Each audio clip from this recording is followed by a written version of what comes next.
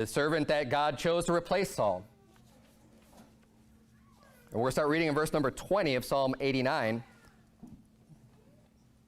The Bible reads, I have found David my servant. With my holy oil have I anointed him. With whom my hand shall be established, mine arm also shall strengthen him. The enemy shall not exact upon him, nor the son of wickedness afflict him. And I will beat down his foes before his face, and plague them that hate him.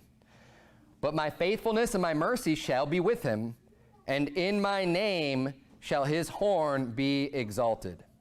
I will set his hand also in the sea, and his right hand in the rivers. Now, before we even go any further, we see that God kept his promise, did he not?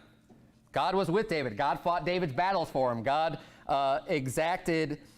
God allowed or didn't allow the enemy to exact upon him and have the son of wickedness afflict him. He beat down his foes before his face and plagued them that hate him.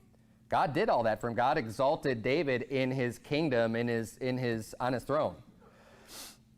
Obviously, as we go back and forth, I'm not going to dig too deep in this because this is prophetic as well, and we're going to see some prophecy about Jesus Christ in here and the promise being made unto David and to his seed, and to from Abraham into his seed, and David following that same lineage from Abraham, and Jesus Christ being prophesied in here as well. Let's just keep reading. I don't want to get too deep into that because the whole point is just to see God's faithfulness, and a little bit later in the chapter we're going to pick up on that. Verse number 25, verse number 25, I will set his hand also in the sea and his right hand in the rivers. He shall cry unto me, thou art my Father, my God, and the rock of my salvation.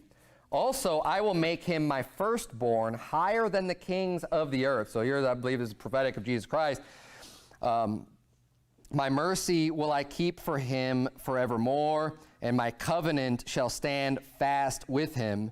His seed also will I make to endure forever, and his throne as the days of heaven.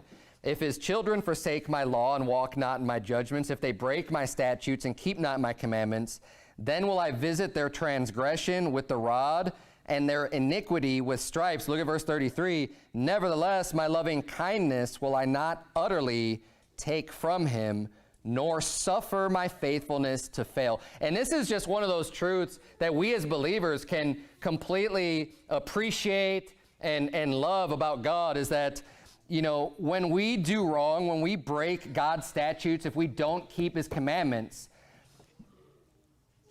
because we're children, right? So it says here, he's referring to children, verse 30, if his children forsake my law and walk not in my judgment, if they're not listening to me, they're not listening to my rules, they're not listening to my statutes, he says, I'm going to visit their transgression with the rod.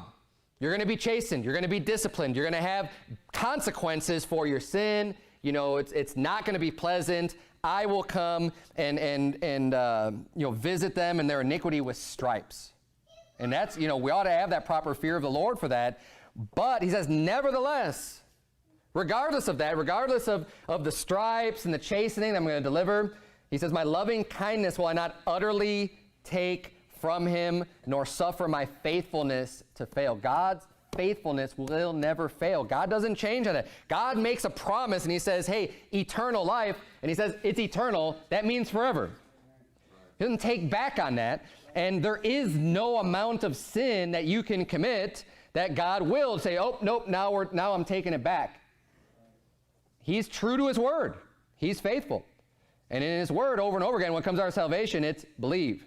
Whosoever believeth in him should not perish, but have everlasting life. Over and over again, there's one requirement. Over and over again, it's eternal, it's everlasting. And even here, he's saying, you know what? Even if they're breaking my commandments, they're not listening to me, guess what? I'm going to discipline them. I'm going to chasten them. They're going to get the rod. They're going to receive stripes. But you know what? I'm never going to just completely and utterly remove my loving kindness from them.